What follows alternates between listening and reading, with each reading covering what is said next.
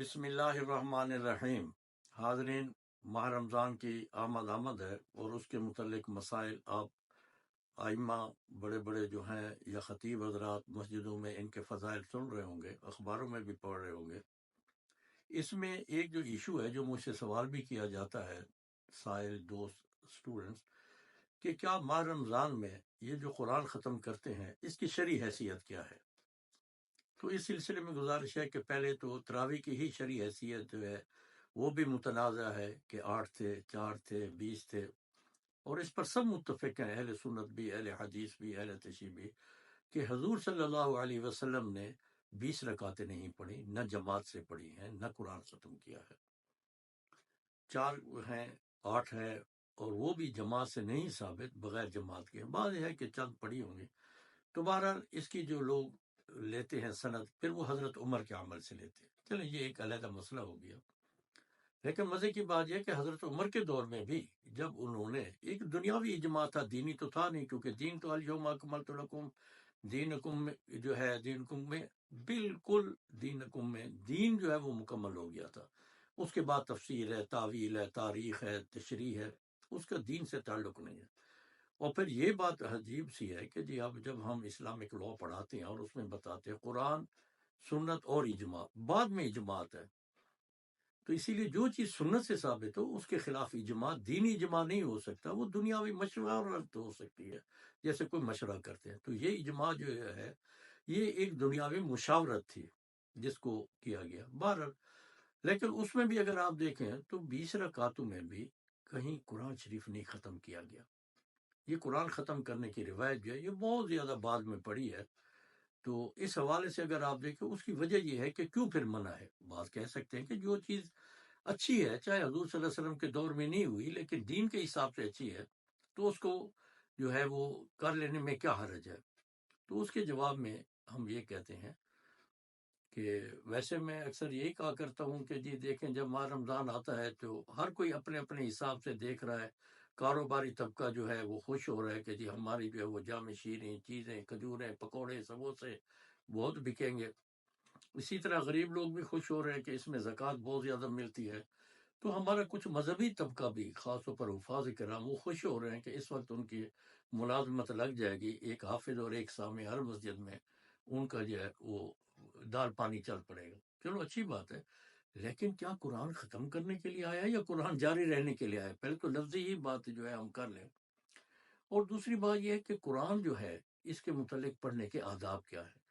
قرآن کہتے ہیں وَرَتِّلِ الْقُرْآنَ تَرْتِیلًا، کہ قرآن کو آہستہ آہستہ پڑھو۔ ایون حضور صلی اللہ علیہ وسلم کو بھی حکم ہوا تعجل بھی ان علینا جمعہ وقرآنہ، کہ اے پیارے پیغمبر آپ جلدی جلدی نہ پڑھا کریں، زبان کو جلدی جلدی نہ وہ حرکت دیا کریں تاکہ آپ قرآن جلدی ختم کر لیں۔ ہم نے اس کا حفاظت کا ذمہ لیا ہوا ہے۔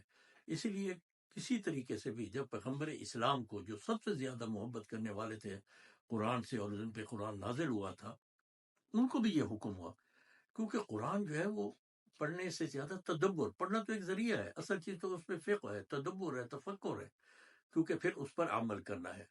تو اسی طرح ہم اگر قوم کے حساب سے دیکھیں تو قوموں میں تو بڑے اپنے لحن بھی ہوتے ہیں سب کچھ، لیکن ایسا پڑھا کریں۔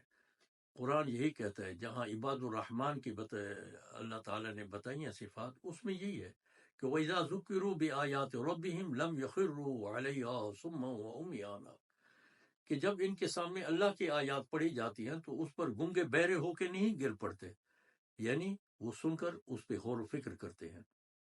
تو ہم تو یہاں ٹرین چلا دیتے پڑھتے ہوئے، ٹھیک ہے نا جی، وہی جیسے الف لام میم ذالک الکتاب لا ریب فیہ ھدی للمتقین، یعنی اتنی تیز سے پڑھتے ہیں کہ الفاظ بھی کھا جاتے ہیں، سننے والا بھی سننے میں کھا جاتا ہے، اور سننے والا نیند کر رہا ہوتا ہے، کیونکہ اتنی آپ سپیڈ سے پڑھتے ہیں اور جلدی ختم کرنا ہوتا ہے، تھکاوٹ ہے، بوریت ہے، لوگ بس 2-4 رکعتوں کے بعد 8 رکعتوں کے بعد تو فیٹیگ کے طور پہ کر رہے ہوتے ہیں۔ بات یہ ہے کہ اور نہ انہیں عربی سمجھ آ رہی ہے۔ تو قرآن سمجھنے کے لیے آیا ہے، یہ پڑھنے کے لیے یا گانے کے لیے نہیں آیا۔ دوسری طرف دیکھیں تو محفل حسن قرات بھی ہے۔ کیا حضور کے دور میں کوئی محفل حسن قرات ہوئی تھی؟ مقابلہ حسن قرات، مقابلے کے لیے قرآن آیا ہے۔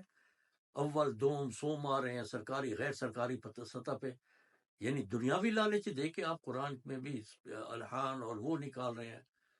تو وہ ایک علیحدہ جو ہے موضوع ہے، اس پہ بھی ہم بات کریں گے کہ ان کی کیا حیثیت ہے۔ تو یہ چیزیں جو ہے کہ غور و فکر کے لیے ہے، بلکہ حضرت علی کا بھی یہ قول ہے کہ لا قرات الا بتدبر، کہ جو قرات ہے وہ تدبر سے ہی، تفقہ سے ہی، غور و فکر سے ہی بنتی ہے، اور اس کی قرات نہیں ہے جس نے اس میں غور و فکر نہ کیا۔ اسی طرح حضور صلی اللہ علیہ وسلم کی بھی حدیث ہے کہ وہ نماز نہیں ہے جس میں غور و فکر نہ کیا گیا ہو، اور وہ قرات نہیں ہے جس میں تدبر نہ کیا گیا ہو۔ تو ان ساروں میں اچھا یہ ہے ظلم بر ظلم دیکھیں، یہ تو 30 دن میں یا 27 دن میں یا 25 دن میں قرآن شریف ختم کرتے ہیں۔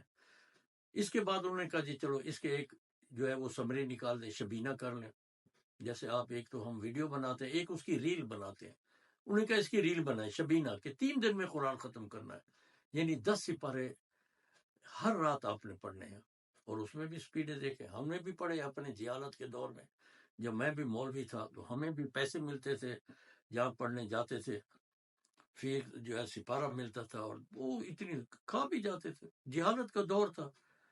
تو اس میں یہ تو اور بھی بڑا گناہ ہے کہ قرآن کو اتنی سپیڈ سے پڑھنا۔ تو بہرحال قرآن کے ذریعے اپنے تفاخر اور اپنے جو ہے کاروبار کو مت چمکائے، قرآن کو قرآن کر کے پڑھیں سمجھنے کے لیے۔